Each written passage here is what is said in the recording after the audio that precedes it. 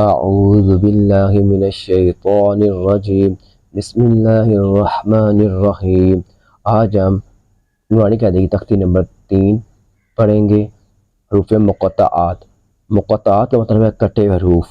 یہ حروف قرآن مجید کی بعض صورتوں کے شروع میں آئے ہیں۔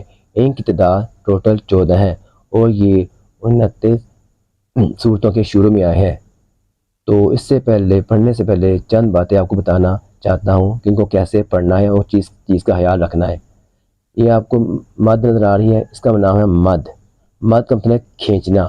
تو اس کو آپ نے یہاں پہ کم از کم 5 سے 6 حرکات کھینچنا ہے، اور یہ آپ کو الف کی طرح کی شکل نظر آئی، اس کو کہتے ہیں کھری زبر۔ اس کو آپ نے 2 حرکات کے برابر کھینچنا ہے، اور آپ اس میں آپ کو غنہ اور اخفا کرنا پڑے گا۔ غنہ کہتے ہیں کہ آپ نے زبان نون سے جہاں حرف ادا ہوتا ہے اس کے مخرج پہ زبان سختی سے لگانی ہے، اور جیسے ان،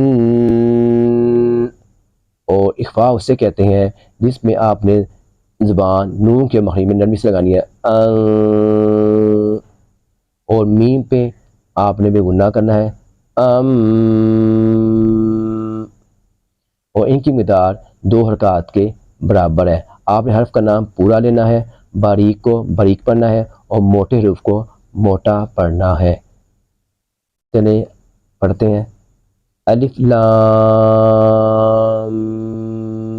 میم، الف لام میم۔